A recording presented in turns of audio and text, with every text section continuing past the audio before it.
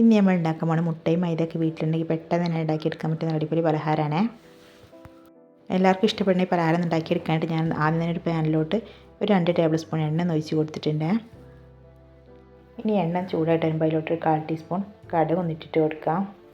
ഇനി കടുക് ഒന്ന് പൊട്ടി തുടങ്ങുമ്പോൾ അടുത്തതിലോട്ട് വേണ്ടത് 2 സവാളയാണ്. ഞാൻ ഇവിടെ ഒരു രണ്ട് മീഡിയം സൈസുള്ള സവാള ഒന്ന് ചെറുതായിട്ടൊന്ന് കട്ട് ചെയ്ത് വെച്ചിട്ടുണ്ട്. അത് കൂടി ഇതിലോട്ടൊന്ന് ചേർത്തിട്ട് കൊടുക്കുന്നുണ്ട്. ഇനി ഉള്ളി ഒന്ന് ചെറുതായിട്ടൊന്ന് വഴന്ന് തുടങ്ങുമ്പോൾ അടുത്തതിലോട്ട് ഞാൻ കുറച്ച് കറിവേപ്പില ഒന്ന് ചേർത്തിട്ട് കൊടുക്കുന്നുണ്ട്. ഇതിലോട്ട് വേണ്ടത് ഒരു 4 അല്ലി വെളുത്തുള്ളി ഒന്ന് ചെറുതായിട്ട് കട്ട് ചെയ്തതും ഒരു ചെറിയൊരു കഷ്ണം ഇഞ്ചി ഒന്ന് ചെറുതായിട്ട് കട്ട് ചെയ്തതും ഒരു പച്ചമുളക് ചെറുതായിട്ട് കട്ട് ചെയ്തും കൂടി ചേർത്ത് കൊടുത്തിട്ട് നന്നായിട്ട് മിക്സ് ചെയ്തിട്ട് ചെറുതായിട്ട് വഴറ്റിയിട്ട് എടുക്കാം. ഇതൊന്ന് ഇളക്കി കൊടുത്തിട്ട് നല്ലപോലെ ഒന്ന് വഴറ്റിയെടുത്തിട്ടുണ്ട്.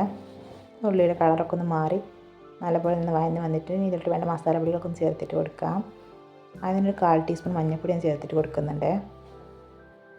ഒരു 1/4 ടീസ്പൂൺ മുളക് പൊടി,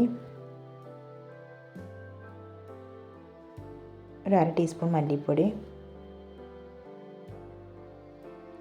ഒരു 1/4 ടീസ്പൂൺ ഗരം മസാല, ഇതും കൂടി ചേർത്ത് കൊടുത്തിട്ട് നല്ലപോലെ ഒന്ന് പൊടിയിട്ട് പച്ചമണം മാറുന്നവരെയൊക്കെ നന്നായിട്ടൊന്ന് മിക്സ് ചെയ്തിട്ട് എടുക്കാം. എല്ലാം കൂടെ ഒന്ന് മിക്സ് ചെയ്തെടുത്തിട്ടുണ്ട്. ഇനി അടുത്തതിലോട്ട് വേണ്ട ആവശ്യത്തിന് വേണ്ട ഉപ്പും കൂടെ ഒന്ന് ചേർത്തിട്ട് കൊടുക്കാം. കുറച്ച് മല്ലിയില കൂടെ ഒന്ന് ചേർത്തിട്ട് കൊടുക്കുന്നുണ്ട്. ശേഷം അതൊന്ന് മിക്സ് ചെയ്തിട്ട് എടുക്കാം. ഇനി നമുക്കിലോട്ട് വേണ്ടത് 3 മുട്ടയാണ്. ഞാനിവിടെ 3 മുട്ട ഇതിലോട്ടൊന്ന് പൊട്ടിച്ച് വെച്ച് കൊടുക്കുന്നുണ്ട്.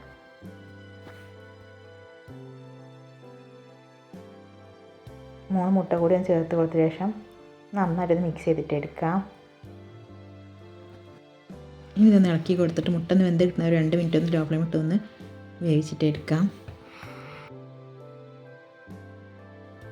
കണ്ടോ, ഈ രീതിയിലാവുന്നതിനൊന്ന് വേവിച്ചിട്ട് എടുക്കാം. ശേഷം ഫ്ലെയിം ഒന്ന് ഓഫ് ചെയ്യാം.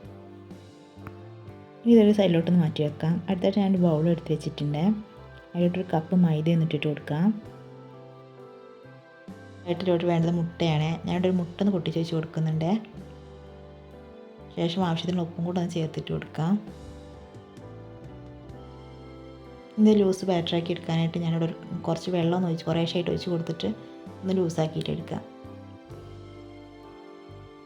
വെള്ളം കുറേശ്ശായിട്ട് ചേർത്തിട്ട് വേണ്ടത് ഒന്ന് മിക്സ് ആക്കിയിട്ട് എടുക്കാനായിട്ട്.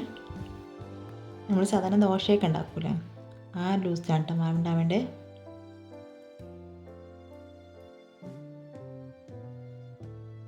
കണ്ടോ, ഈ ഒരു ലൂസാണ് വേണ്ടേ. ഇതൊന്ന് ചുട്ടിട്ടെടുക്കാം. ഇനി പാനൊന്ന് ചൂടായിട്ട് വരുമ്പോൾ ഇതിലോട്ട് ഒരു തവി മാവ് ഒന്ന് ഒഴിച്ചിട്ട് കൊടുക്കാം.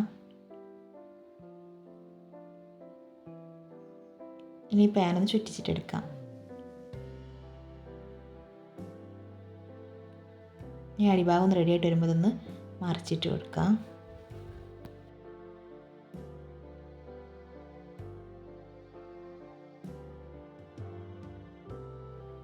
ഇനി ഇതിന് മുകളിലായിട്ട് നമ്മൾ നേരത്തെ മുട്ടയുടെ മാറ്റി വെച്ചിരിക്കുന്ന മുട്ടയുടെ മിക്സ് ഉണ്ടല്ലോ, അത് ഇതുപോലെ ഒരു സൈഡിലായിട്ട് ഇതുപോലെ ഒന്ന് ഇട്ടിട്ട് കൊടുക്കാം. അതിൻ്റെ പകുതി ഭാഗം ഒന്ന് മടക്കി കൊടുത്തതുപോലെ ചെയ്തിട്ടെടുക്കാം. അതിൻ്റെ എഡ്ജൊക്കെ നന്നായിട്ടൊന്ന് പ്രസ് ചെയ്തിട്ട് കൊടുക്കാം. ഉള്ളിലെ മുട്ടയുടെ മിക്സ് ഉള്ളത് പുറത്തോട്ട് വരാത്ത രീതിയിലായിട്ട് നന്നായിട്ടൊന്ന് പ്രസ് ചെയ്തിട്ട് കൊടുക്കാം. ഇനി അതിന് മുകളിലായിട്ട് കുറച്ച് എണ്ണ ഒന്ന് സ്പ്രെഡ് ചെയ്ത ശേഷം ഒന്ന് മറിച്ചിട്ട് കൊടുക്കാം.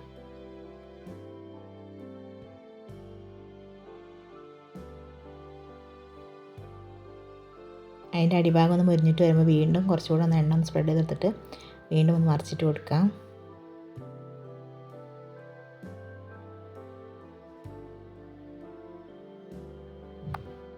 അതിൻ്റെ അടിഭാഗം ഇതേപോലെ ഒന്ന് മുരിഞ്ഞിട്ട് വരുമ്പോൾ അതൊന്ന് ചട്ടിയിൽ നിന്ന് കോരിയിട്ട് എടുക്കാം. ഇതേ രീതിയിൽ ബാക്കിയൊക്കെ എല്ലാം ചെയ്തെടുത്തിട്ടുണ്ട്. അങ്ങനെ നമ്മുടെ മുട്ടയും മൈദയും കൊണ്ടുള്ള പലഹാരം ഇവിടെ റെഡി ആയിട്ടുണ്ട്. നല്ല ടേസ്റ്റാണ് ഇത് കഴിക്കാനായിട്ട്. കുട്ടികൾക്കൊക്കെ തീർച്ചയായും ഇഷ്ടപ്പെടുന്ന നല്ലൊരു അടിപൊളി ഐറ്റമാണ്. വീഡിയോ ഇഷ്ടമായിട്ടുണ്ടെങ്കിൽ ഇതുണ്ടാക്കിയിട്ട് നോക്കുക. ലൈക്ക് ചെയ്ത് ചാനൽ ഒന്ന് സപ്പോർട്ട് ചെയ്യണേ. നിങ്ങളെ ഫീഡ്ബാക്കും കാര്യങ്ങളൊക്കെ കമൻറ്റിലൂടെ ഒന്ന് അറിയിക്കാം കേട്ടോ.